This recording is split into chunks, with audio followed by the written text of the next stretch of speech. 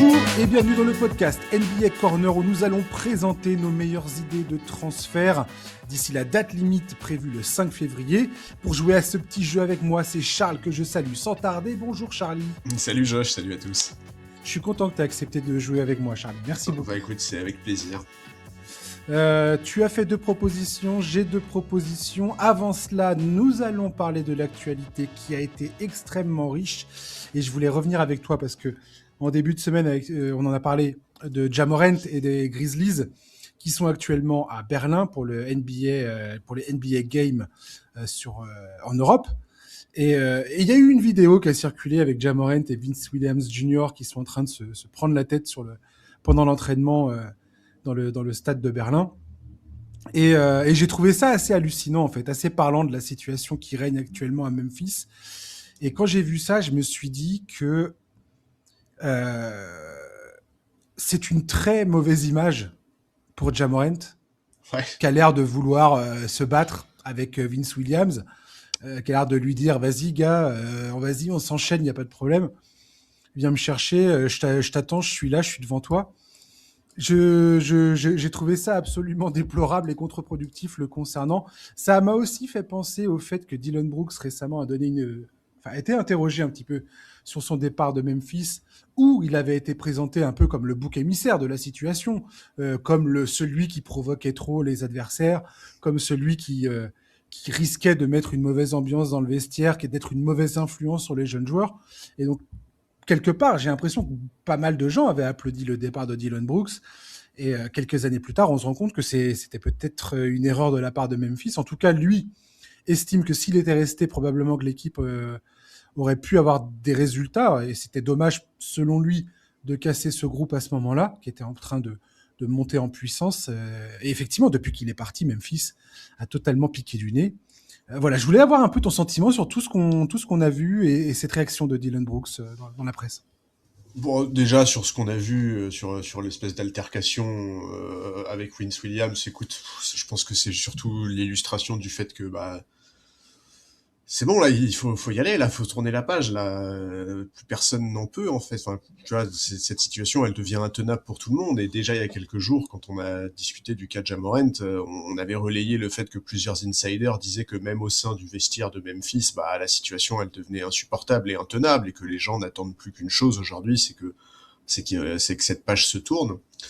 Donc oui, voilà, je pense que c'est juste un épisode supplémentaire dans ce lent divorce entre Ja Morant et sa franchise.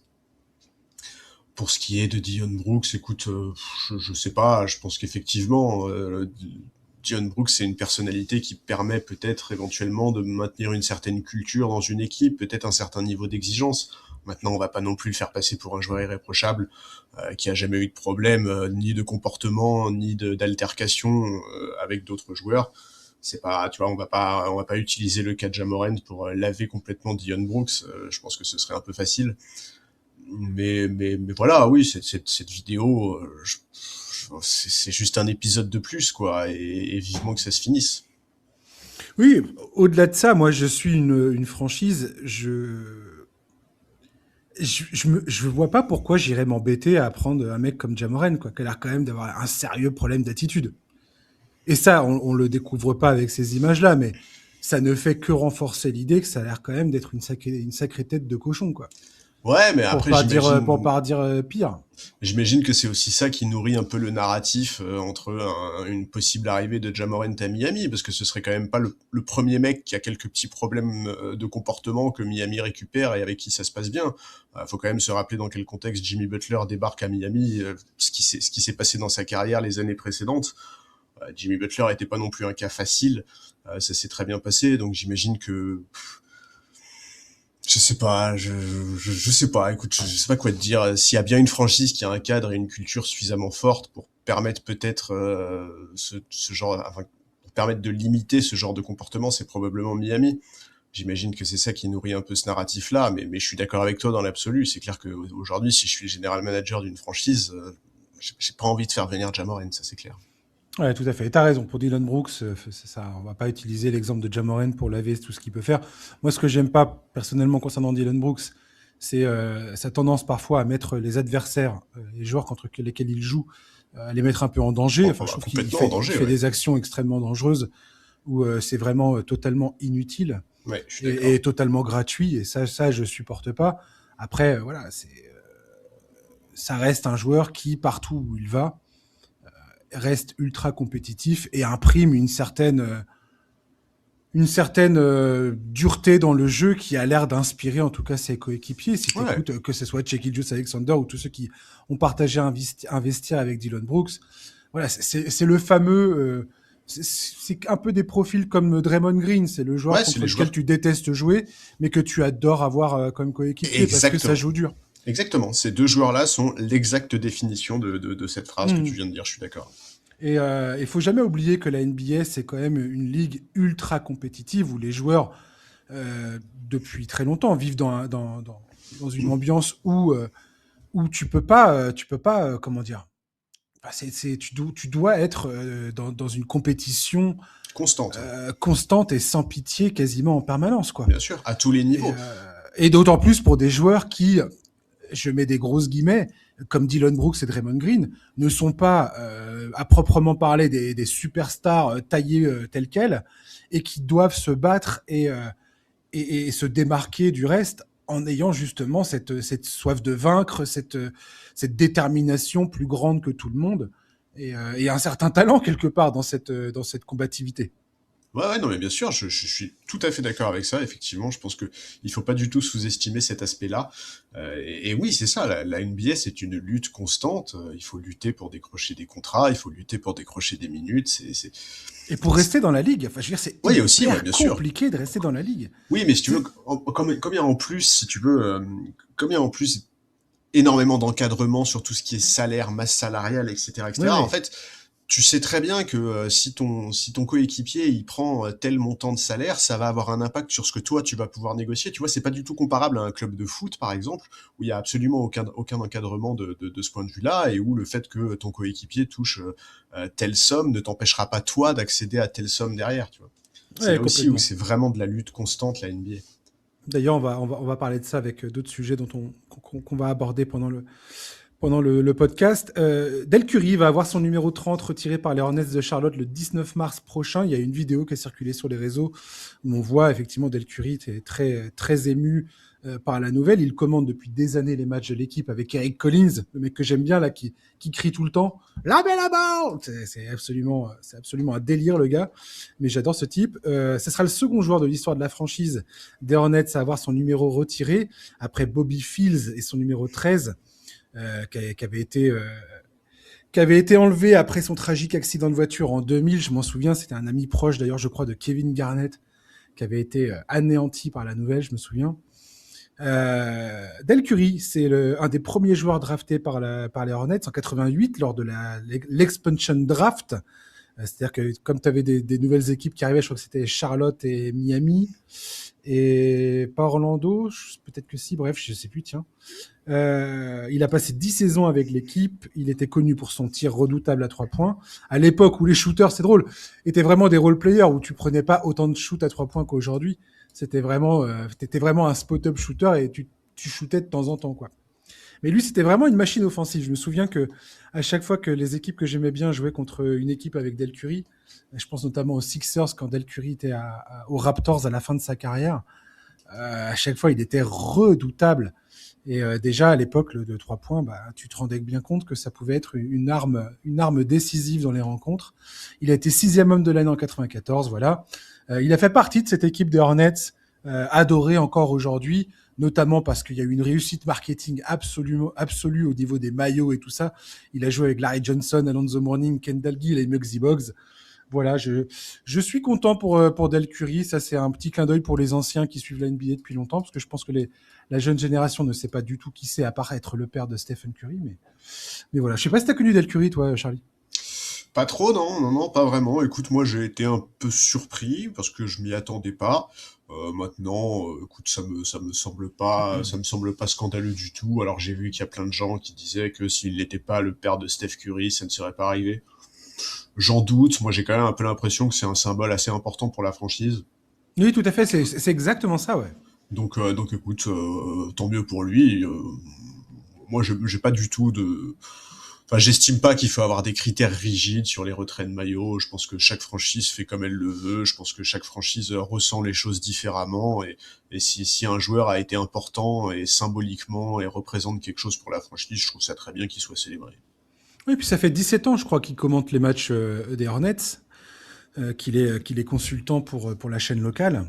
Ouais, donc c'est ça, ça fait quasiment 30 ans qu'il est lié à la franchise. Donc, tu vois, Voilà, ça me choque pas, quoi. il a fait sa vie là-bas, il est totalement intégré dans la communauté. Donc c'est aussi ça, je pense, qu'il faut prendre en compte. Il y a un côté au-delà du sportif dans le cas de Del Curry qu'il faut absolument comprendre pour saisir la portée de son retrait de numéro, quoi. Et ça veut donc dire que père et fils auront un maillot retiré en NBA. Ce serait pas une Mmh. première, ça? Ouais, à regarder, tiens. À regarder, effectivement. Dans l'actualité, il y a un truc qui m'a fait rire, on en a déjà parlé toi et moi, mais ça me fait tellement rigoler parce que en ce moment, Rich Paul est dans l'actualité parce qu'il participe au podcast Game Over avec Max Kellerman, qui est estampillé The Ringer, c'est The Ringer qui produit ça, Bill Simmons qui est fan des Celtics, donc qui aime pas trop les Lakers, bien évidemment. Et pourquoi je parle de Giannis Antetokounmpo et de LeBron James, c'est parce que c'est assez marrant de voir que deux super méga stars comme Antetokounmpo et LeBron sont là à dire dans la presse. Donc quand on les interroge, on leur dit ouais mais attendez votre agent parce que c'est des agents, des agents de joueurs. Rich Paul est l'agent de joueur le plus puissant et le plus influent de la NBA aujourd'hui et dans le sport américain quasiment. En tout cas, c'est un des agents les plus influents du sport Ah oui, américain. oui, Ça, c'est clairement. Ouais. évident. Et donc, effectivement, il participe à ce podcast et il est là à dire ouais, machin. Donc, ah, bah écoute, moi je pense qu'on devrait transférer Austin Reeves pour récupérer Jaren Jackson Jr. J'appellerai les Grizzlies. Et c'est pas la première fois qu'il cite Austin Reeves dans le podcast. C'est pas la première fois qu'il estime que ça serait pas mal que Reeves parte pour pouvoir mettre d'autres pièces autour de Doncic et LeBron James et éviter un peu cette redondance des talents au sein de l'effectif des Lakers. On a su récemment que l'agent d'Austin Reeves est allé à la rencontre de Rich Paul. D'ailleurs, il en a parlé dans le dernier épisode du podcast Game Over en disant oui, on a eu une discussion et tout ça pour parler un petit peu de mes propos. Je lui ai expliqué que mes propos, je parlais pas en tant qu'agent, mais que je parlais en tant qu'animateur d'un podcast, en tant que businessman, en tant que moi, Rich Paul, et c'est pas du tout LeBron James qui parle à travers moi. Bref. Et je trouve ça un peu fort de café. Alors, non pas que ce qu'il dit ou son explication me semble irrecevable, pas du tout. Pourquoi pas? Mais quand tu as la position de Rich Paul, quand tu es quand tu es à la tête d'une des agences les plus influentes du sport américain, que ton premier client, que ton père dans le business, parce que c'est LeBron James qui l'a sorti de la misère quand même, Rich Paul, quand il était gamin et ils se sont rencontrés alors que LeBron James n'avait même pas encore signé son premier contrat NBA. J'ai pensé que tu peux participer à un podcast, dire tout ce qu'il dit et qu'il va n'y avoir aucune incidence, ça me semble étrange. Pour pas dire bon, je sais pas. Je sais pas quoi dire au final de ce truc-là. Je voulais avoir ton opinion. Comment tu vois ça, toi? Parce qu'en plus, ça touche ta franchise pour le coup. Bon, moi, je vois ça comme. En fait, c'est exactement Du ce pur dont on. divertissement? Non, mais en fait, c'est évidemment, j'aimerais bien que ça cesse, tu vois. Mais en même temps, est-ce qu'on n'est pas exactement dans ce à quoi on s'attendait, tu vois, quand Ah, on mais a un peu complètement. parlé de la fin de, Si. tu vois, voilà, on a passé l'été, toi et moi, à se dire, bon bah voilà, la saison des Lakers, ça va être rythmé tout au long, toute l'année par les déclarations de LeBron, de son agent, par les petits coups de pression qu'ils vont mettre, etc., etc. Bon bah voilà, Je là, pensais on pas est qu'il allait animer un exactement là-dedans. podcast, cependant. Moi non plus, je pensais pas que ça serait à ce point-là, ça c'est clair, mais bon, voilà, je suis d'accord avec toi en fait. Qu'est-ce que tu veux dire là-dessus? Je veux dire, mis à part dire qu'effectivement il est pas dans son rôle, mis à part dire effectivement que en tant que fan des Lakers, je vais essayer de rester d'être poli, j'aimerais bien qu'il arrête. Mais voilà, en fait, tu peux pas l'empêcher de faire ça.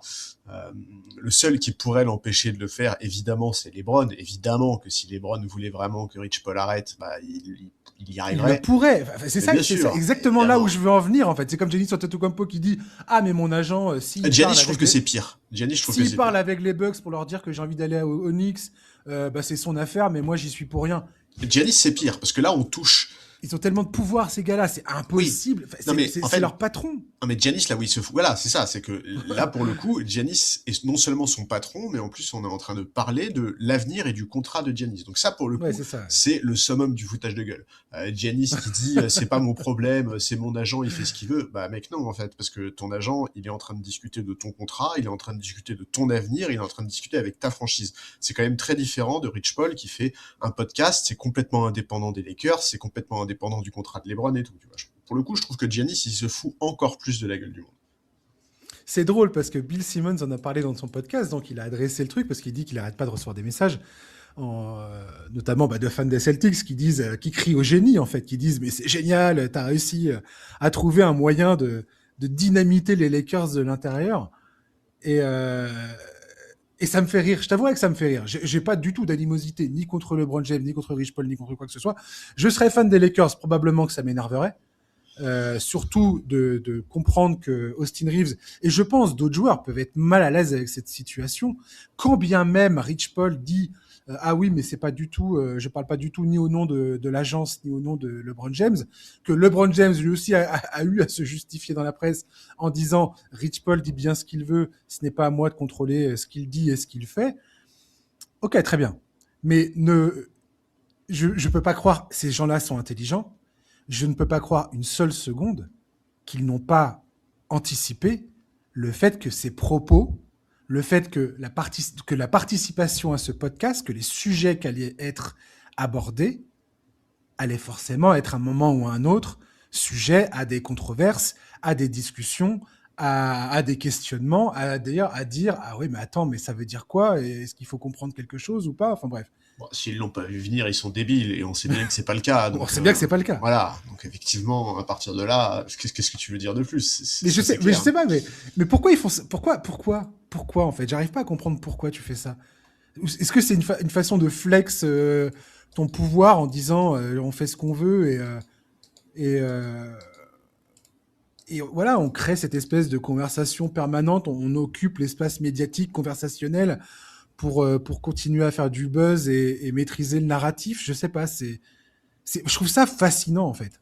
Je trouve ça vraiment fascinant. C'est Ouais. Parce que tu as plein d'autres podcasts d'anciens joueurs et tout ça qui sont très influents, mais c'est des joueurs c'est des joueurs qui la plupart ne jouent plus. Tu as Draymond Green, Michael Porter Jr., Paul George, Jeff Teague, lui, il a la retraite.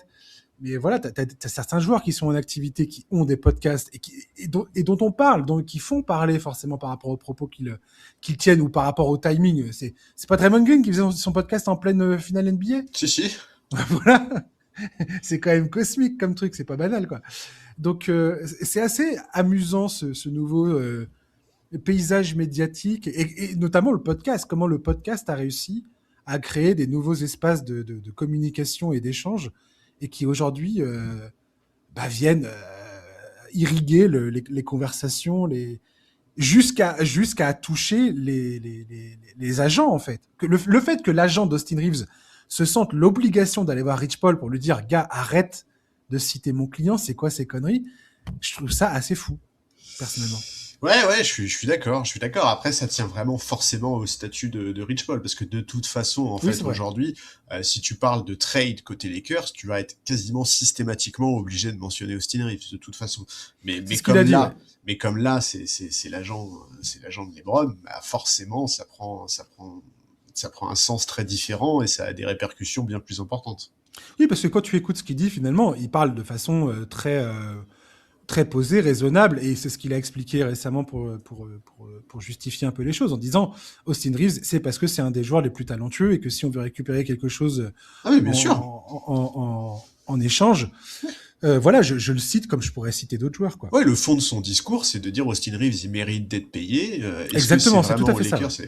Et c'est pour ça, tu vois, moi, la dernière fois qu'on en avait parlé, c'était il y a quelques semaines, et c'était déjà la première fois où il avait évoqué un trade d'Austin Reeves. Moi, tout ce que dit Rich Paul dans ce numéro de son podcast-là, je suis complètement d'accord avec lui du début à la fin. Mais Tu vois, complètement, je suis d'accord. Moi il dit aussi. les Lakers aujourd'hui ne sont pas une équipe qui peut être titrée. Bah oui, je suis d'accord. Ça ne défend pas. Bah oui, je suis d'accord. Enfin, en fait, tu vois, il fait que des constats qui sont tout à fait justes. En fait, le problème, c'est pas du tout ce qu'il dit. Le problème, c'est qui le dit. C'est ça, exactement, ouais. Et c'est comme LeBron James, on peut toujours dire, ouais, machin, vous réagissez au moindre propos qu'il dit, c'est un peu abusé. Mais c'est comme ça que ça se joue Bah aussi, oui, ce c'est genre de LeBron choses-là. James en Et fait. ces joueurs, et un joueur de son niveau, de sa trempe, sait pertinemment que le moindre de ses mots va être disséqué. Bien sûr. Il est pas bête. Oh non. C'est pour ça que c'est impossible de prendre les mots tels quels. Bref, ça me fait rire. Et voilà. Ou on aurait pu citer Kawhi Leonard aussi avec son oncle Denis, Oh, je l'avais oublié celui-là, tiens. lui ne savait rien, mais l'oncle Denis savait tout. Ah ouais, ça c'est... Tu sais, ces joueurs qui sont les pauvres victimes de leurs agents, tu sais, non, bah, moi je savais pas, écoute, ça me fait rire. Le Thunder s'est imposé face aux Spurs cette semaine à domicile. De quoi remettre OKC dans le bon sens de la marche et au sommet de la hiérarchie de la conférence Ouest. Les Spurs ont été plutôt maladroits, des pertes de balles coûteuses. On a vu aussi OKC monter d'un cran dans l'intensité défensive, notamment à la fin du troisième quart-temps où ils ont réalisé un run absolument incroyable et décisif. Voilà, on a trouvé le visage du Thunder qu'on connaissait. Les Spurs ont perdu un match. J'ai trouvé ça intéressant. J'ai trouvé beaucoup plus intéressant également les propos de Jalen Williams sur la façon de défendre de sur Wembanyama, comment il gênait le jeu pratiqué par OKC, mais aussi comment, et Caruso aussi en a parlé, j'ai trouvé ça hyper intéressant, comment le fait que Wembanyama n'était pas encore assez étoffé physiquement, qu'on pouvait encore le bouger sur ses positionnements sur le terrain, et que il fallait en profiter avant qu'il soit difficile. Enfin, une fois qu'il aura plus de masse musculaire potentiellement, ça sera plus Inamovible. compliqué de l'arrêter. Et il citait des joueurs comme notamment Jokic, comme LeBron James à son prime, ou des joueurs comme ça qui, t'as beau les taper, ils sont toujours dans leur équilibre et ils arrivent toujours à faire ce qu'ils veulent faire parce que justement ils encaissent les chocs comme personne, quoi. Et j'ai trouvé ça hyper intéressant comme point de vue. Ouais, je suis d'accord. Bah, de toute façon, on sait très bien que Wemby, c'est un des axes. Le fait de s'étoffer, de prendre de la masse, c'est forcément quelque chose qui est important. Quand il est arrivé en NBA, tu te rappelles, Ouais. bon, voilà, on voyait très clairement qu'il avait besoin de cette prise de masse. Il faut que ça continue, c'est sûr et certain que pour encaisser les chocs, ça va être important, surtout qu'on parle quand même d'un joueur fragile. Moi, je suis d'accord, c'était hyper intéressant. J'ai beaucoup aimé aussi les déclarations de Marc Daigneault, en fait. Et Marc Daigneault, il dit, mais en fait, on n'a pas joué Wembanyama assez souvent pour vraiment maîtriser la manière de défendre sur lui. C'est un Ouais. apprentissage constant. Et c'est marrant parce il cite Doncic, il cite Jokic. En fait, il cite tous les mecs qu'ils ont joué ces dernières années, notamment en playoff, tu vois, en expliquant que bah jouer ces mecs-là sur des séries de playoffs, ça aide aussi beaucoup à maîtriser leur jeu, à maîtriser les meilleurs moyens de défendre sur eux. Et c'est clair, y a pas de recette secrète, en fait, c'est juste des plans défensifs à appliquer. Et oui, ok, ici, tu te rappelles, avant les confrontations de Noël, on avait dit que ce serait pas étonnant qu'il y ait euh, un coup de poing sur la table d'OKC Ouais. pour marquer les esprits et prendre leur revanche. Bah, finalement, c'est pas arrivé à Noël, mais c'est arrivé là. Et écoute, c'est une péripétie dans la saison, mais je pense que ça leur fait du bien quand même aux joueurs d'OKC d'avoir pris cette victoire-là de cette manière-là. Ouais, et Jalen Williams a également dit un autre truc qui m'a énormément plu en disant le fait qu'on ait perdu ces matchs-là voilà, au moment de Noël, entre la mi-décembre et Noël, là, tout d'un coup, on s'est dit, bah, il va falloir qu'on se ressaisisse et qu'on se concentre. Et c'est ce qu'il a dit. C'est une équipe qui nous oblige à être la meilleure version de nous-mêmes pendant 48 minutes. Ouais, c'est ça. On peut pas être à moitié dans l'effort face à ces joueurs-là. Et ils tirent le meilleur de nous-mêmes et nous, on tire le meilleur d'eux-mêmes parce que bah, ils sont motivés de jouer contre les champions en titre, quoi. C'est clair. Et j'ai trouvé ça hyper intéressant. Enfin, franchement, Jalen Williams, c'est vraiment un joueur hyper cool à suivre en analyse d'après-match, je trouve. C'est un joueur hyper lucide, hyper intelligent dans ses propos, réfléchi. Je trouve qu'il il dégonfle un peu les choses quand il le faut, et en disant ouais non bah, c'est pas si dramatique que ça. Et en même temps, il y a toujours une contextualisation et une perspective qu'il apporte sur les événements que je trouve hyper intéressante. C'est pas souvent qu'on a des joueurs comme ça, je trouve. Ouais, je suis d'accord, il est effectivement souvent pertinent, souvent intéressant, et oui, il a complètement raison, et de toute façon, c'est quelque chose dont on a déjà parlé, en fait, au KC, ils sont dans une situation où tous les soirs de match, il se retrouve face à une équipe qui est à 200%, parce que c'est l'équipe que tout le monde veut abattre. Là, à cette occasion-là, San Antonio s'est aussi retrouvé dans cette position-là, parce que les joueurs du Thunder avaient bien à cœur de prendre leur revanche. Et c'est clair que c'est une rivalité où, quel que soit le mot qu'on y accole, visiblement, le mot rivalité, ça lui plaît pas énormément à Jalen Williams. Mais il a pas tort, il n'y a pas eu de série de play-off. Exactement. Donc, il a tout à fait raison. Ouais, c'est tout à fait ça. C'est une série de playoffs qui pourra faire passer basculer cet affrontement dans une autre dimension. Mais en attendant, ces matchs de saison régulière sont plutôt sympas à suivre. Et effectivement, on sent bien que là vraiment il voulait montrer quelque chose. Et d'ailleurs, ils s'en sont extrêmement bien sortis. J'ai cru voir les chiffres. Je crois que c'est l'équipe qui a le plus scoré avec le meilleur pourcentage tout en étant défendu par Wembanyama. Visiblement, ils ont quand même très très très bien étudié la situation et ça a très bien fonctionné. De toute façon, le Thunder, on voit bien la recette. La pointe de l'attaque, c'est Shai Gilgeous-Alexander, bien évidemment, joueur absolument extraordinaire offensif. Et puis, il y a aussi toute une partie de leur attaque qui est nourrie par leur défense. Bien sûr. Par leur capacité à voler des ballons, par leur capacité à faire déjouer leurs adversaires. Là, on a bien vu, Stephen Castle a perdu beaucoup de ballons, je crois qu'il en perd 5, un truc comme ça. Et c'est ce qu'ils font, le Thunder, c'est qu'ils te déstabilisent, ils t'empêchent de trouver un certain confort en attaque, et ils te précipitent, en fait. Tu es obligé de jouer beaucoup trop vite, de te précipiter dans tes passes, dans tes gestes, dans tes moves, dans tes rotations. Et il y a toujours des mains qui sont là pour taper dans les ballons, dans les bras aussi, parfois. Mais c'est comme ça qu'ils jouent, le Thunder. Après, on se rend compte aussi que jouer à ce niveau d'intensité, c'est quand même extrêmement exigeant pour les joueurs du Thunder. D'où l'importance de leur profondeur de banc. On voit également que leur adresse au tir, on en parlait l'autre jour, là, quand on a parlé, toi et moi, de New York et d'OKC sur la phase un peu de défaite que les deux franchises avaient eue fin décembre, début janvier. On avait parlé de ça, le fait que le Thunder, quand ils ont une panne d'adresse, c'est plus compliqué. S'ils ont une panne d'adresse et qu'ils ne sont pas dans une intensité irréelle défensive, ça devient plus difficile, quoi. Ouais. Après, là, ce match-là, c'est quand même deux équipes qui sont en grosse galère à ce niveau-là. Enfin, sur les 15 derniers matchs, les Spurs et le Thunder, ouais, c'est deux des 3 pires équipes de la ligue à 3 points, tu vois. C'est deux équipes qui sont en souffrance dans ce domaine en ce moment.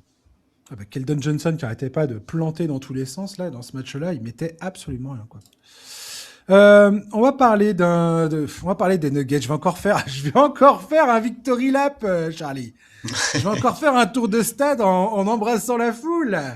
Non, je voulais parler de Peyton Watson, nommé joueur de la semaine de la conférence Ouest. Et je trouve ça très intéressant, ce cas de Peyton Watson. Pourquoi ? Parce qu'enfin, je vais te dire, j'ai listé tous les trucs que je trouve assez cool dans cette histoire de Peyton Watson. C'est que il fait une série de matchs en janvier, là, et ça continue, hein, avec des stats comparables à son âge à ce qu'ont pu produire Kevin Durant et Kobe Bryant.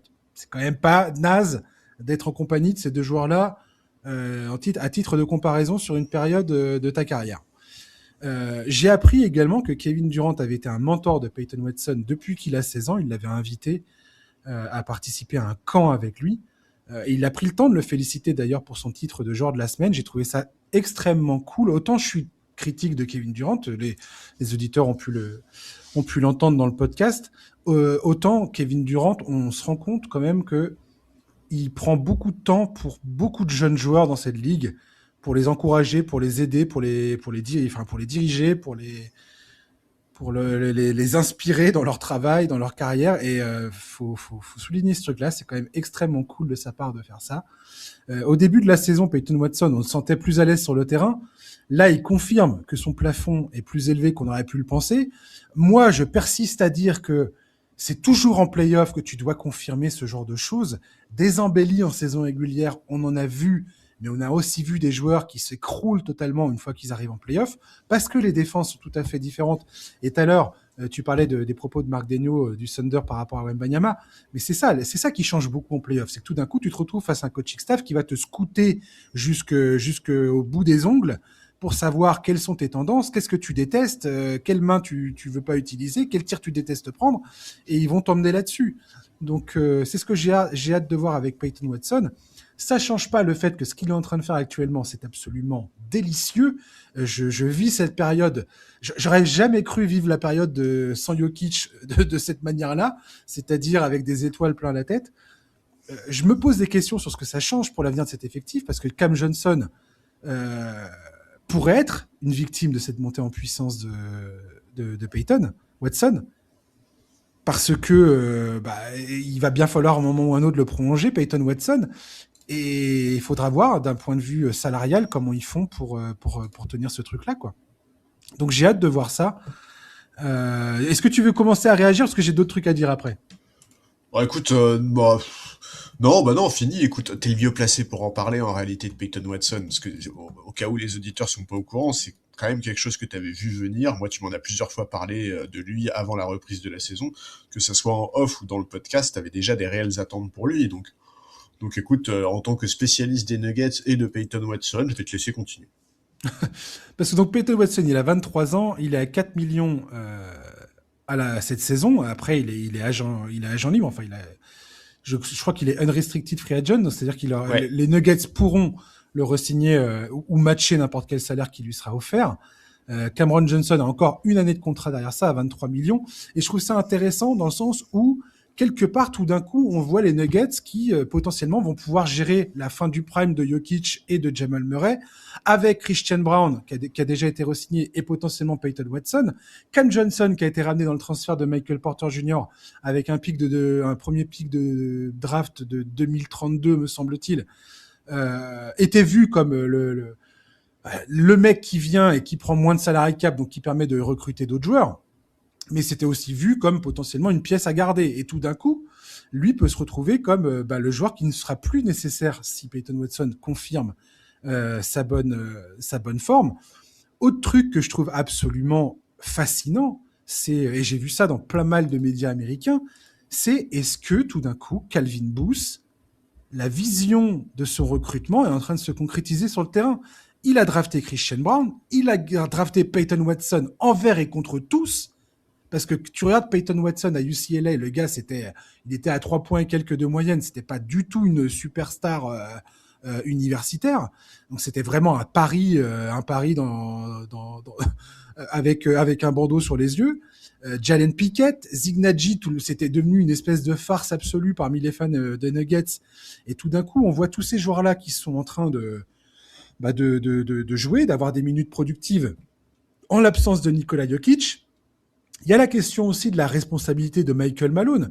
On voit bien là que David Adelman et le coaching staff, notamment JJ Barea et Jared Dudley, qui ont cette réputation d'être vraiment des assistants coach proches des joueurs, hyper forts dans la motivation et ainsi de suite, qu'ils ont mis en place un système qui fonctionne, qu'ils ont mis en place un système qui permet à des joueurs comme eux d'évoluer dans les meilleures conditions, d'exprimer leur talent. Les dirigeants, la famille Kroenke, notamment Josh Kroenke, qui est en responsabilité des décisions de la franchise, ils ont été énormément critiqués, à juste titre, à mon goût, hein, parce que justement, la question, c'était de se dire, mais est-ce qu'ils sont en train de sérieusement gâcher le prime de Jokic ou pas, avant que cette situation semble se débloquer tout d'un coup.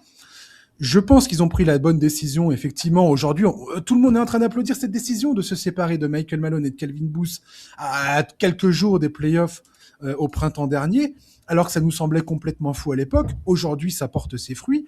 On se rend compte que c'était la meilleure décision à prendre côté Nuggets. Le recrutement de Ben Tenzer et John Wallace, qui était passé pour un espèce de truc un peu timide, sans ambition, pour diriger le front office, eh ben, les gars ont fait un travail monumental pour construire cet effectif. Je trouve cette histoire de Denver absolument fascinante sur tous ces sujets-là. Des certitudes qu'on pouvait avoir qui tout d'un coup sont un peu remises en question. On a des confirmations, notamment concernant David Adelman, de son talent et du fait que ce soit le bon coach pour cette équipe du moins. On se rend compte aussi quelque part que c'est pas facile d'évoluer quoi qu'il arrive auprès d'une superstar, même quand elle est aussi altruiste que Nikola Jokic, qu'on le veuille ou non, et qu'une superstar, bah, c'est qu'un peu ce que tu disais tout à l'heure. Non seulement ça prend tant de pourcentage du salary cap, mais en plus c'est à lui qu'on donne les ballons, c'est à lui que c'est autour de lui que le jeu tourne en permanence. Alors après, c'est des joueurs. Quand tu as une superstar comme Jokic, comme Shai Gilgeous-Alexander, comme ce genre de joueurs, c'est capital en playoff. Parce que ce sont des joueurs qui permettent de casser n'importe quelle défense. N'importe quelle défense. Il n'y a aucune défense qui peut les arrêter. Et grosso modo, c'est leur capacité à surclasser cette défense et à dicter leur rythme et leur jeu à l'équipe adverse qui font que c'est pour ça qu'ils sont à ce niveau de superstar absolu, quoi. Mais je trouve ça assez génial ce qui se passe aux Nuggets actuellement pour pour toutes les questions qu'on se pose dans la construction d'un effectif. Qu'est-ce qu'un bon front office? Quel est le poids des décisions des propriétaires? Quelle est la responsabilité des superstars, des stars secondaires, des joueurs du banc? Et je trouve que toute cette histoire-là de côté Nuggets est fascinante. Et je terminerai en disant une dernière chose, c'est que la camaraderie que démontre actuellement cet effectif des Nuggets, qui est dans la difficulté, qui est dans le dur, qui est vraiment sans son meilleur joueur, Christian Brown qui est pas là, Aaron Gordon n'a quasiment pas joué avant de revenir il y a quelques matchs de ça, Jamal Murray in and out de l'effectif pour gérer des petits bobos ou des maladies. Jonas Valanciunas, il a même pas fait un match pour remplacer Jokic dans 5 qui s'est blessé et lui aussi il est hors compétition pendant un moment. Voilà, on sait que Jokic va revenir probablement fin janvier, il se remet bien de son truc au genou. Spencer Jones, on en a parlé toi et moi l'autre fois. C'est fascinant, Charlie. Je vis un rêve éveillé. Ouais, finalement, c'est un mal pour un bien presque ces blessures parce que ça permet notamment son éclosion, mais pas que. Ça permet aussi à Adelman de voir sur quels sont les joueurs sur lesquels il pourra s'appuyer en playoff. Écoute, c'est hyper intéressant ce qui se passe. Peyton Watson, il est incroyable. Là, il a été joueur de la semaine. Sur la semaine, il y a 3 matchs. Sur les 3 matchs, il shoot à 70% à 3 points, le mec. Enfin, c'est de la folie. On sent qu'il a vraiment passé un cap. Il est hyper serein sur le parquet. Ses coéquipiers lui font confiance aussi. Il a fait des progrès offensifs qui sont évidents, mais en plus, il a une vraie dimension physique qu'il exploite très bien. Enfin, bref, je suis d'accord, c'est génial.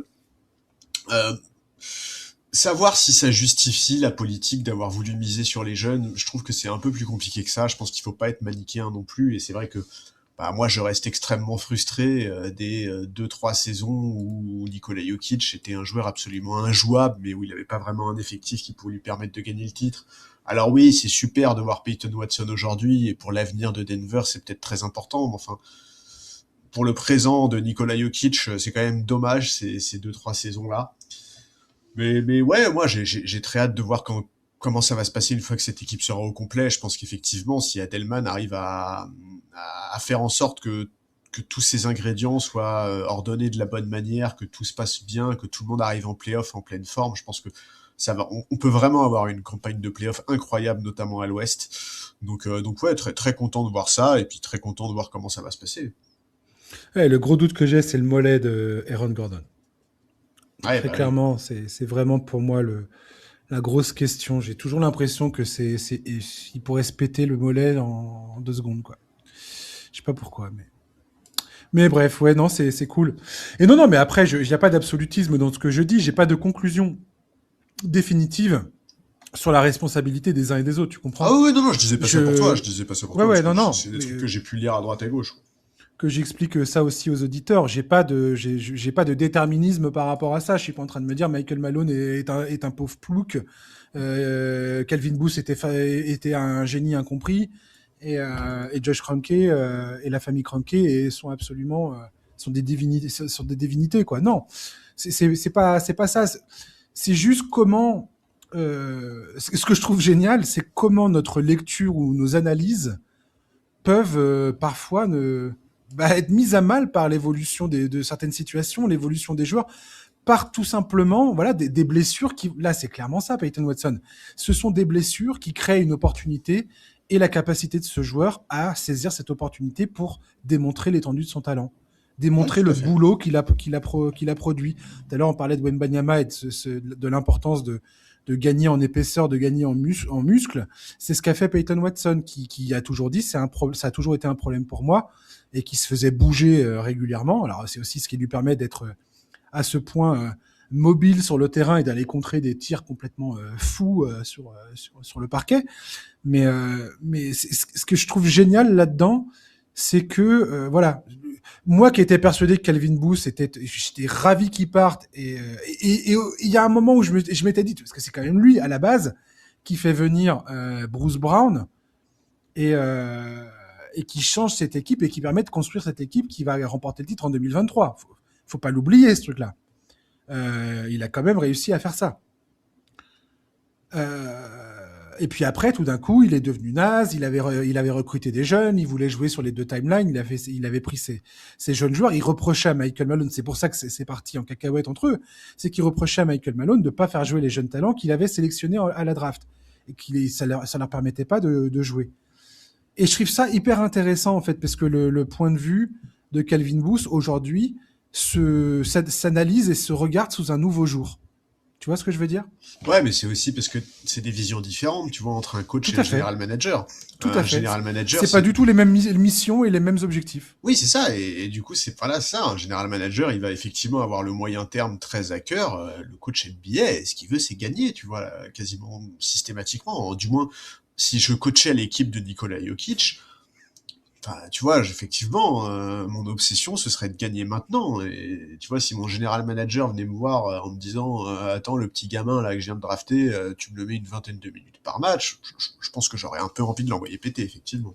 Ouais, complètement. Et là, ce qui est drôle, c'est qu'ils vont se retrouver avec Jokic 30 ans, Murray 28 ans, Gordon 30 ans, potentiellement, avec Christian Brown, Peyton Watson, tu as un espèce de noyau dur de 5 joueurs qui, s'ils sont re-signés à des tarifs corrects, ça peut être un noyau dur qui peut porter 2-3 saisons de Nuggets avec Jokic qui est encore dans son prime, ou sur la fin de son prime, où ça peut encore être potable et ça pourrait être absolument gigantesque, quoi. Tout à fait. Donc voilà. Les idées de transfert. Notre jeu commence enfin 40 minutes après le début du podcast. Ouf, on croirait on a cru qu'on n'y arriverait jamais. Charlie, je t'ai demandé de trouver 2 transferts. Alors, c'est vraiment des avis totalement personnels. C'est des transferts qu'on a envie de voir. On s'est complètement détaché des idées de transferts. C'est notre opinion. Vous avez le droit d'avoir vos opinions, vos avis, vos choix et vos préférences. Là, on va vous partager nos idées à nous pour différentes raisons. Charlie, je t'invite à commencer à me proposer ton premier transfert. Allez, et ben mon premier transfert, il concerne un joueur des Pélicans. Encore. Ouais, Mais ouais, t'arrêtes t'as vu, pas en ce avec les moment, c'est ma Pelicans, cible. toi. Ah, c'est ma C'est cible en ce clair. moment. Qu'est-ce qui t'arrive? Moi, je voudrais voir Trey Murphy de Third aux Spurs. Je pense que c'est le genre de joueur parfait à mettre à côté de Wembanyama. C'est un role player de très grande qualité. Je pense que c'est un des meilleurs free and D disponibles sur le marché. Il a un contrat qui est certes pas négligeable, mais tout à fait acceptable. Il touche 25 millions cette saison. Ensuite, c'est 27, 29 et 31. Alors oui, les Pels en demandent un peu beaucoup, c'est vrai, mais pour moi, il a un profil qui colle tellement aux besoins des Spurs que c'est le genre de move sur lequel il faut pas avoir peur. Mettre la main sur un profil comme le sien dès cette saison, je pense que ce serait vraiment très intéressant pour les Spurs qui, au regard de la saison régulière jusqu'à présent, nourrissent déjà des ambitions. Alors évidemment pas le titre, mais au moins bien figurer en play-off, donner du vécu à ce groupe, de l'expérience aux jeunes, et je pense qu'un profil comme Murphy sur l'aile, ce serait un vrai gros plus pour cette équipe. Il va apporter de l'adresse extérieure dont les Spurs manquent. Alors le souci évidemment, c'est qu'il a une très forte cote sur le marché. Hein. Je pense qu'il a même jamais eu une telle cote, et la Nouvelle-Orléans a bien compris que c'était important et qu'il était hors de question de le brader. Dans un premier temps, ils ont dit qu'ils comptaient trader personne. Ensuite, plusieurs insiders, notamment Brett Schiegel de Clutch Point, ont expliqué que ils voulaient 3 first picks pour le lâcher. Bon, ça me semble un peu optimiste, mais après tout, Orlando, on a bien lâché 4 pour Desmond Bane. Donc voilà, moi je sais que certains fans des Spurs rêvent de voir la franchise sur des dossiers plus importants, notamment Giannis, notamment Mark Cannon. Moi j'ai tendance à croire que si San Antonio veut conserver Castle et Harper notamment, il faut oublier ce genre de dossier, et je pense que Mm. pour faire grandir ces jeunes, les entourer de bons profils, c'est le plus intéressant. Et encore une fois, je trouve vraiment que le profil de Trey Murphy est parfaitement adapté à ça. Donc voilà, je voudrais le voir rejoindre San Antonio et Wembanyama. Ouais, ça marche. Hein. Au niveau salaire, les Spurs peuvent donner Kelly Olynyk et Jeremy Sohan. Ouais, ou Keldon Johnson Et, aussi, les Sohan. ouais, alors j'aimerais bien qu'ils se débarrassent pas de Keldon Johnson, mais Ouais, mais enfin bon, tu vas pas pouvoir escroquer la Nouvelle-Orléans non plus, non, mais non plus, après, tu vois. la Nouvelle-Orléans, le but, c'est justement de récupérer Kelly Olynyk et Sohan. Ils ont tous les deux un contrat d'1 an, donc c'est des contrats expirants, donc ils libèrent du cap dans ta masse salariale la saison prochaine. Par contre, les Spurs, ça veut dire qu'ils tapent dans leur pic de draft. Ah oui, Ils ça ont c'est notamment sûr. le swap de 2026 au premier tour avec Atlanta. Ils ont également le premier tour d'Atlanta en 2027. C'est les résidus du transfert de Dejounte Murray, il me semble. Ouais. Ils ont un swap avec Boston en 2028. Ils ont leur propre pic de draft premier tour en 2029. Ils ont un swap avec Dallas ou Minnesota selon ce qui va se passer avant dans d'autres pics de draft. Là, ça devient un peu compliqué, mais en 2030. Et ils ont un swap avec Sacramento, ça c'est le deal de De'Aaron Fox en 2031. Et ils ont également le leur en 2032, plus les seconds pics de draft. Je vais pas faire le listing, mais il y a de quoi faire. Par contre, ça veut dire que les Spurs font un choix. Ce qui est bien, c'est que Trey Murphy, lui, il est signé sur 4 ans. Hein. Comme tu l'as dit, il a un contrat qui est très, très raisonnable. Donc, ouais, ça peut être très, très cool. Par contre, voilà, ça met les Spurs dans une idée d'évoluer très, très vite, quoi. Ouais, d'aller gagner Ouais, dans les ouais, 3 ans, quoi. carrément, carrément. Non, non, c'est très bien, ça me plaît beaucoup. Bah écoute, tant mieux. Ça me plaît énormément. Mon idée à moi, putain, j'ai l'impression de parler tout le temps. Merci de m'avoir laissé parler sur Denver. Hein, j'ai l'impression de m'accaparer Ah, le podcast. c'était ton segment, c'était ton segment. Moi, je propose un transfert d'Anthony Davis, mais alors pas où tu crois. Ouais. Je propose un transfert d'Anthony Davis aux Charlotte Hornets. Pour moi, le deal, ça serait les Mavericks récupèrent Miles Bridges, Josh Green, Grant Williams, Pat Connaughton, parce que faut matcher le salaire Ah faut ouais, il faut y matcher aller, le hein. salaire.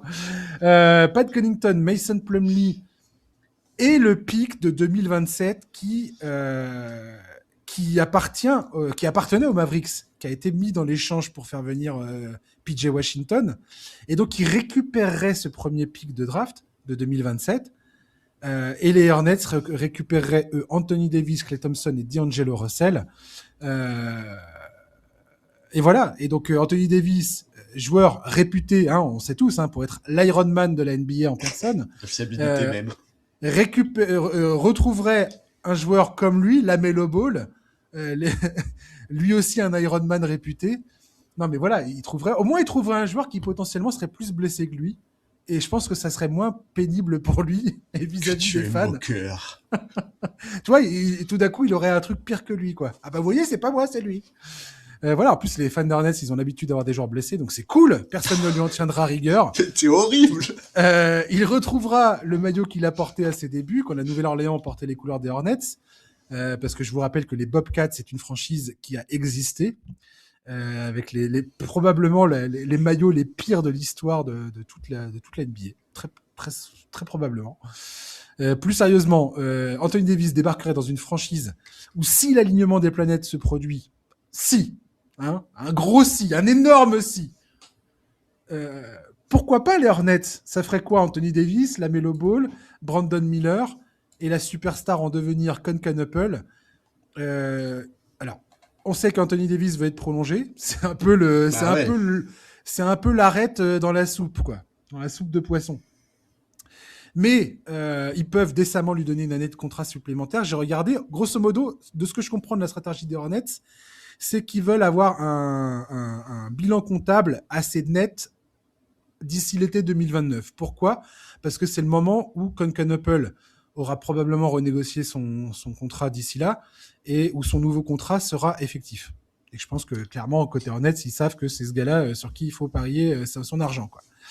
Donc voilà, donc ils peuvent lui offrir une prolongation au moins d'une année, vu qu'ils n'ont pas des ambitions de ouf et qu'ils ont beaucoup de jeunes talents. Ils peuvent tout à fait digérer le contrat massif d'Anthony Davis. Pour Dallas, l'objectif, c'est justement d'aller récupérer ce pic de draft. En fait, pour Dallas, je trouve ça très très cool. Ouais, c'est cool que pour Dallas, en fait, ton histoire. Ils récupèrent ce pic de draft de 2027 protégé top 2, qui leur permet de recruter des talents alignés avec Cooper Flag, parce qu'ils ont aussi leur pic de cette saison. Donc, en se débarrassant d'Anthony Davis, en plus, ils se garantissent le fait que ils vont perdre. Le pic, il n'est pas aussi crucial que ça aux yeux des Hornets si AD reste à Dallas. Parce que si Dallas est compétitif, ça veut dire que tu vas sélectionner en milieu de tableau ton prochain pick. Je rappelle également que Charlotte va récupérer le pick des Suns cette saison, enfin en juin, grâce au transfert de Mark Williams. Il y a celui de Miami l'an prochain dans le deal qui avait envoyé Terry Rozier au Heat. Et en 2029, ils vont récupérer le pick le moins intéressant entre Utah, Cleveland et Minnesota. Pareil, dans un espèce de micmac lié au deal de Mark Williams. Voilà, si Anthony Davis se blesse à nouveau cette saison, c'est pas un problème, grosso modo, pour eux. Là, les Hornets, il faut qu'ils perdent de toute façon. Ils sont depuis très longtemps dans cette logique. Allez, on perd, on va prendre un pic. Et autre point positif pour Anthony Davis, c'est qu'il va jouer avec un pivot, Charlie, avec Moussa Diabaté ou avec Clark Brenner. Et voilà, il sera enfin ailier fort et il pourra défendre sur des ailiers forts. Qui n'est pas content ? Bah, Charlotte. Pourquoi ils sont pas contents ? Et pourquoi est-ce que tu veux que Charlotte fasse ça ? Charlotte, ils vont juste continuer à perdre. Ils vont juste mais attendre. Ils vont perdre avec Anthony Davis, il jouera pas. Mais justement, mais du coup, Dallas aussi va continuer à perdre même avec Anthony Davis, puisque Anthony Davis sera blessé. Donc en fait, pourquoi est-ce que Charlotte irait lâcher ce pic ? Moi, franchement, je trouve que ce trade, il est quand même très à l'avantage de Dallas. Je vais pas te mentir. Pour Dallas, c'est cool. Je trouve que tu prends un peu les Hornets pour des gros pigeons. Est-ce que j'ai totalement tort, Charlie ? Non, t'as pas complètement tort. C'est ça qui est horrible. Voilà, mais tu vois, par exemple, le fait de prolonger, tu peux pas prolonger Anthony Davis pour une seule année. C'est impossible. Anthony Davis, il va avoir 33 ans, là. C'est le dernier contrat là qu'il va négocier et c'est aussi pour ça en fait que tu veux dire qu'il aura plus qu'une année de contrat supplémentaire. Bah oui, et d'ailleurs Tim McMahon notamment a dit très clairement que Anthony Davis et Rich Paul voulaient rejoindre une franchise qui serait capable de lui donner une vraie extension de contrat. Donc parce que là on est en train de parler de son dernier contrat, ce mec là il va avoir 33 ans, déjà il se blesse beaucoup, imaginez ce que ça sera dans 2 ans. Est-ce qu'on peut rappeler le fait qu'Anthony Davis n'est pas du tout en position de force dans cette négociation ? Mais ça, c'est sûr. Mais par contre, je pense qu'il n'y a rien qui oblige Charlotte à subir ça. Tu vois. Mais effectivement, je pense que le duo Lamelo Ball Anthony Davis, c'est peut-être le meilleur duo à l'infirmerie que tu puisses faire aujourd'hui en NBA. Et ça, c'est vrai. Ça, c'est clair que ce serait un peu drôle. Mais ouais, j'avoue que je pense que pour Charlotte, il y a quand même mieux à faire. Je pense que les assets que tu veux plutôt les utiliser pour récupérer des joueurs que tu vas développer et qui vont grandir avec Concanupel. Je pense que c'est plutôt ça aujourd'hui leur intérêt.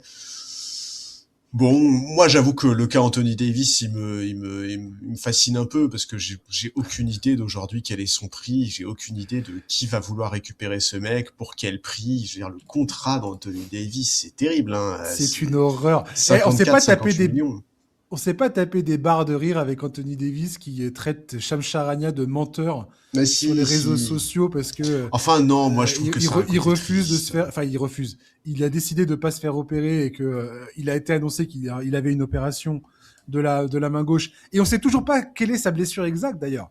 On nous a dit c'est les ligaments, mais c'est quoi ? C'est une déchirure ? C'est une entorse ? C'est quoi le problème ? On sait toujours pas. C'est ça qui est extrêmement drôle. Donc, je veux dire, le degré d'enfumage de Rich Paul là-dessus, il est encore une fois, je veux dire, il est énorme, quoi. Ouais, moi je t'avoue, en fait, je trouve pas ça drôle parce que je trouve que c'est assez triste aujourd'hui la manière avec laquelle Anthony Davis est considéré en NBA. Je te dis, c'est ça, c'est que c'est devenu c'est devenu un boulet et franchement, moi, je trouve pas ça très drôle parce que j'avoue, en fait, je suis un peu inquiet, moi, parce que Mhm. une blessure au ligament que tu décides de ne pas opérer, euh, à quel point ça peut avoir des conséquences pour toi pour la suite, tu vois? Est-ce que ne pas se faire opérer, c'est pas l'idéal pour revenir vite, mais quelles conséquences ça peut avoir dans les années qui viennent? Moi, j'avoue que je trouve que c'est triste. Je trouve que le virage de la carrière d'Anthony Davis depuis le trade contre Luka Doncic, il est vraiment triste et je trouve que c'est un peu dommage parce que certes, il est injury prone, n'empêche que quand il est sur le parquet, c'est quand même un putain de joueur, Anthony Davis. C'est vraiment un mec qui peut changer complètement le visage d'une défense. Et je trouve qu'on a un peu trop tendance à l'oublier et un peu trop tendance à se foutre de sa gueule, alors que bah lui, il a pas demandé à se retrouver dans cette histoire non plus, quoi. Tu vois. Ouais, moi j'aime bien me payer sa tête quand même. Ouais, mais je sais, Je trouve ça drôle. je comprends. Mais... Je trouve ça drôle parce que il a quand même été porté au nu quand il était aux Lakers. Et c'est aussi la machine Lakers, la machine médiatique derrière les Lakers qui expliquait ça. Et son talent, je veux dire, euh, Sa son première run. année aux Lakers, c'est Non, mais bien monstrueux quand même. évidemment. Hein. Mais même les playoffs 2023, bon, ils se font sweeper par les Nuggets, certes, mais les deux premiers tours des playoffs, Anthony Davis, il est intouchable. Enfin, je veux dire, il était défensivement, c'était absolument absurde comment il dominait les débats, quoi. Ils ont battu qui? Les Warriors en premier tour et après les Grizzlies, ça, je crois. Je sais plus. 2023, ouais, je crois que c'est ça, ouais. Donc, effectivement, non, non, mais le problème d'Anthony Davis, c'est ça, c'est qu'il est pas, il est jamais, il est rarement sur le parquet. Et il a tendance quand même à se blesser, à avoir des blessures un peu nasses, quoi. Des chocs qui, t'as l'impression que d'autres joueurs arrivent à les encaisser Oui, mais si tu plutôt veux, bien et que lui, ça se termine toujours en stage à l'infirmerie pendant 3 semaines, quoi. ouais, non, mais c'est ça, c'est que moi je trouve qu'il y a un côté plus tragique que comique dans sa carrière, tu vois. C'est que les matchs, il les rate Mhm, pas parce que bah, c'est pas Ja Morant qui sort un gun, tu vois, 3 fois par an, quoi. bien sûr. C'est vraiment un mec qui subit une situation. euh, et c'est pour ça que je trouve que c'est un peu dommage que ça devienne juste un sujet de blague, quoi, Anthony Davis. Bah, après, tu as des joueurs comme ça, je veux dire, on rigole, mais tu as des joueurs comme ça qui, malheureusement, en plus, arrivés à un certain âge, où tu as plus tendance à te blesser, effectivement, Ouais, non, mais c'est clair. Hein. au tout début de ta carrière. Et Anthony Davis, quand il arrive dans la ligue, Anthony Davis, tout le monde le voit comme un Tim Duncan en puissance, Ouais, voire ouais, plus fort, ouais, bien sûr. où on pense que ce gars-là, il va marcher sur la ligue des années et des années et des années, quoi. Moi, je me souviens. Et on a attendu, on a attendu, on a attendu. Il y a cette saison aux Lakers euh, où il domine les débats, la bulle, le titre et tout ça. Le gars, il était époustouflant. Oh, mais même à Nouvelle-Orléans, hein, il y a une année où il est podium MVP quand même. Exactement. C'est pas quand il y a qui? C'était pas Julius Randle avec lui? Qui c'est qui jouait avec lui? C'était pas la saison avec DeMarcus Cousins où Si, tous les si, deux je là, crois que c'est ça. Oui, si, c'est ça, où c'est tous bien les sûr. deux, ils étaient Ouais, ouais. absolument, mais c'était irréel Ouais, c'est ça, c'est avec des Marcus Cousins. la production qu'ils avaient sur le terrain, alors que tout le monde disait que ça fonctionnerait pas. Et voilà. Et non, non, non, mais Anthony Davis, son problème n'a jamais été son talent ni sa production sur le terrain. Ça a toujours été ses blessures. Moi, aujourd'hui, je préfère en rire parce que là, depuis qu'il arrive à Dallas, il s'est retrouvé, comme tu dis, malgré lui, dans un transfert qui est devenu le transfert le plus controversé de l'histoire de la NBA C'est bientôt. clair. Ah oui, bah oui, oui. Et, euh, et le gars, il arrive à Dallas et depuis, c'est une suite de blessures gaguesques qui suit sa carrière. Et ça ne fait que rajouter à l'aspect dramatique de la situation qu'a vécu Dallas, quoi.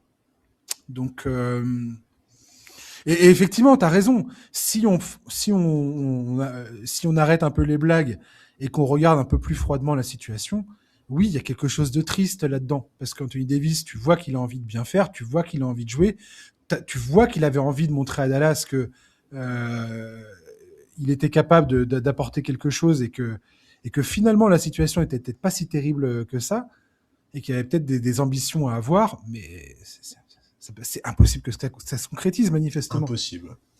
C'est c'est comme ça. Ton deuxième transfert, Charlie. Alors, mon deuxième transfert, alors c'est quelque chose, je pense qu'il n'a aucune chance d'arriver, à mon avis, parce qu'il est très compliqué à mettre en place, et surtout Ok. parce qu'il aura de très grosses conséquences financières pour une des deux équipes, mais je l'ai choisi quand même, parce que ça m'intrigue. C'est Jaren Jackson Jr. à Boston. Oh là là, d'accord. Alors oui, je sais, a priori, il n'est pas disponible, Memphis veut continuer avec lui et tout. N'empêche que plusieurs sources estiment que Memphis pourrait finir par le rendre disponible, d'abord parce qu'il n'est pas du tout sur la même timeline que des Jalen Wells, Cedric Howard, etc. Ensuite, parce que après Desmond Bane l'été dernier, très probablement Ja Morant cet hiver, moi j'ai quand même un peu tendance à penser que c'est normal qu'il soit le prochain, que c'est vraiment une page qui se tourne, et une franchise qui se dirige vers une reconstruction. Et honnêtement, c'est pas trop tard pour s'y mettre dès cette saison, hein. Ils sont 10e à l'ouest, les Clippers, voire même Dallas et Utah sont pas très loin derrière. Il y a un pic de draft à aller chercher pour Memphis. Donc voilà, dans le cadre où il est disponible pour un trade, il y a une équipe qui cherche à se renforcer à l'intérieur, on en a déjà parlé, c'est Boston. Et Boston, ils apprécient de très longue date son profil. Plusieurs insiders en ont parlé ces dernières années. C'est un profil qu'ils apprécient. Alors oui, le trade est vraiment compliqué à mettre en place, surtout que ça impliquerait que Boston revienne dans la taxe, et ce alors qu'ils ont tout fait l'été dernier pour en sortir.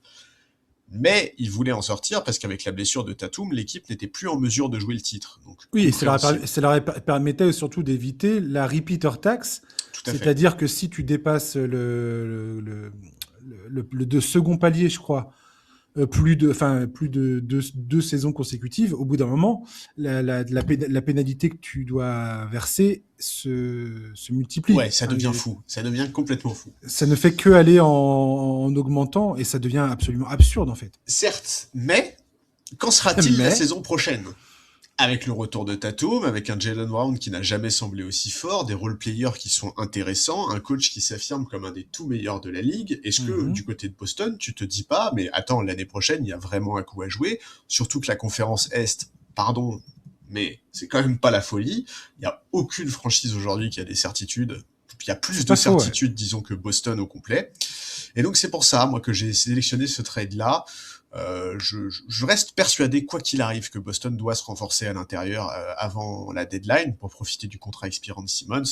J'ai vu qu'il y a plein de dossiers qui étaient mentionnés par les insiders. Il y a Vucevic, il y a Gafford, etc., etc. Mais voilà, si Boston revient à la saison prochaine avec l'ambition d'aller au titre, je trouve que le profil de Jaren Jackson Jr., c'est celui qui coche le plus de cases. Alors certes, il a un gros défaut, c'est les rebonds, mais à Boston, il y a quelques très bons rebondeurs, à commencer par Jason Tatum. Sinon, voilà, on parle d'un défenseur élite avec une vraie polyvalence. C'est un mec qui a été élu meilleur défenseur de la saison en 2023. C'est un type qui peut scorer, qui a un shoot extérieur qui est pas extraordinaire, mais qui est suffisant pour s'insérer dans les schémas de Mazzulla. Donc voilà, Jaren Jackson Jr. à Boston, je sais que c'est pas le trade le plus évident. Je pense que si ça arrive, on va tous se dire mais qu'est-ce qui se passe? Mais franchement, ça m'intrigue. Et dans l'absolu, je reste pas du tout convaincu que Memphis veuille vraiment le conserver sur la durée. C'est sûr. Par contre, financièrement, je vois pas comment ça marche côté Boston parce que quand je regarde les salaires de Tatum et Brown, c'est vertigineux. Ah ouais, non mais ça va être l'enfer. Hein, Et Jaren Jackson Jr. a été prolongé par les Grizzlies et lui, c'est pareil. Il va toucher des sous de malade, Ah, il quoi. va toucher 50 millions minimum, ouais. C'est 49, 50, 52, 53. Ouais, ça te ferait 3 joueurs à plus de 50 millions. Ouais, donc c'est complètement. Je sais pas comment ça marche parce que ça fait quoi? Ça fait que Boston devrait se séparer d'Eric White potentiellement. Je sais pas comment ça marche. Faudrait que je me penche sur la question, tiens. Je vais regarder. Alors, de ce que j'ai vu, des quelques médias qui ont relayé le trade et qui ont fait des propositions autour de ça, Derek White restait dans l'effectif. Je sais pas exactement comment il se débrouille pour faire ça, mais ça fonctionne. Et en gros, ce que t'envoies, c'est Anthony Simmons, Sam Hauser, t'envoies Gonzalez aussi, évidemment, pour qu'ils acceptent, quelques pics. Enfin, c'est un montage qui est vraiment compliqué. Ouais, je pense, ouais, effectivement. Mais à voir, effectivement, là, enfin, ouais, tu ramènes Jaren Jackson Jr. dans cette équipe. La défense, ça devient fou, quoi. Mais après, c'est Ouais, comment tu construis autour. Et tu sais très bien que moi, je suis partisan de la profondeur de banc et pas de la collection de stars, quoi. Surtout que Jaren Jackson Jr., c'est aussi un joueur un peu injury prone, qui a tendance à se blesser régulièrement, mine de rien. oh Donc, là, ça fait quand même quelques années qu'il fait des saisons bien complètes. Hein. alors attends, laisse-moi regarder. Ouais, t'as 74 la saison dernière, 66 la saison d'avant, 63. 78 en 2022. Et pour la rotation de Boston, l'année prochaine, à Boston, t'as toujours Walsh, Josh Minot, Nemias Queta, etc., Luka Garza qui sont encore sous contrat, si tu veux. Donc je pense quand même que tu peux bricoler quelque chose. Bah écoute, à voir, ouais. On verra. Effectivement, moi, j'ai pas vu de rumeurs trop là-dessus, mais why not? Ma dernière proposition, il faut qu'on termine ce podcast. Alors, je sais que je vais parler d'un joueur qui est cité dans plein de rumeurs, beaucoup aux Warriors actuellement. Oui, beaucoup trop. Mais moi, je suis chaud bouillant pour que les Pistons, que je suis prêt à considérer comme les favoris à l'Est, s'ils règlent leurs problèmes de spacing et d'adresse extérieure. On en a déjà parlé, toi et moi. Je sais pas si c'était en off ou dans le podcast, mais on en a déjà parlé en tout cas. Et s'ils arrivent à faire venir Michael Porter Jr., je pense que les Pistons pourraient légitimement avoir une chance, aussi maigre soit-elle, de l'emporter en finale face à l'équipe qui sortira de la conférence Ouest. Je suis prêt à discuter. Là, alors qu'il est, je vois même pas quelle équipe de l'Est va aller chercher celle qui sort de l'Ouest. Ah oui, ça, oui, alors là, oui, on est d'accord. La défaite des Knicks face aux Kings, elle était cosmique, celle-là. Ouf, c'était beau. Bref, restons sur notre sujet. Les Pistons, on sait qu'ils sont dominants de jeu intérieur. Je crois qu'ils sont des équipes les plus dominantes dans les points inscrits dans la raquette. C'est pas la plus dominante. Le jeu à deux entre Kate Cunningham et Jalen Duren est redoutable. Ça, on sait très bien. Si tu ajoutes la menace que représente Michael Porter Jr., qui a déjà joué ce rôle de troisième homme à la perfection à Denver, qui a l'expérience des gros moments parce qu'il a été champion avec les Nuggets, les Pistons, je pense, pourraient faire une magnifique opération. Je rappelle vite fait que Michael Porter Jr., c'est 26 points par match, 49% de réussite au tir, 40% à 3 points sur 9 tentatives par match, un volume complètement fou. Donc voilà, et en plus, il a démontré qu'il était capable, que ce soit à Denver ou là même avec Brooklyn, de faire partie d'un collectif crédible défensivement. Donc voilà. Et le deal, ça ferait Michael Porter Jr. qui part à Détroit et les Nets qui récupèrent Tobias Harris, Jaden Ivey. Alors voilà, donc les Pistons se séparent de Jaden Ivey. Le premier pick de 2028 et le second tour de 2027 via le pick des Bucks. Bah, de toute façon, mettre Jaden Ivey dans le package, c'est quasiment obligé, non? Parce que tu pourras pas payer à la fois Ivey et à la fois Duren si t'as mis la main sur le contrat de Michael Porter Jr. Tout à fait. Écoute... Et puis là encore, il faut mettre un jeune talent, parce que Tobias Harris, c'est un contrat expirant. Ouais. Mais il faut mettre un jeune talent dans l'opération pour que les Nets acceptent de... Parce qu'aujourd'hui, les Nets, clairement, si tu regardes un petit peu ce que disent les différents insiders, notamment c'est Mark Stein qui a dit ça. Jake Fisher, il a confirmé que Détroit avait eu des discussions en interne concernant Michael Porter Jr., mais qu'ils n'avaient pas encore contacté forcément les Nets, ils ne s'étaient pas mis en relation avec le front office. Et Mark Stein, il y a quelques jours de ça, avait expliqué que les Nets, alors que beaucoup annoncent un transfert obligatoire de Michael Porter Jr. d'ici la date limite des transferts le 5 février, Mark Stein dit que les Nets sont en train en analysant la situation, se rendre compte que potentiellement, il sera plus pertinent d'attendre l'été prochain parce que sa cote pourrait être encore beaucoup plus élevée avec des équipes qui auront encore plus de biscuits à échanger et à donner dans des opérations de transfert. Donc, recouper plus d'assets, quoi. Ouais, tu crois que sa cote, elle sera plus élevée cet été? Moi, je me demande si elle est pas au pic, là, justement. Moi, c'est une excellente question. Oui, moi, je suis d'accord avec toi.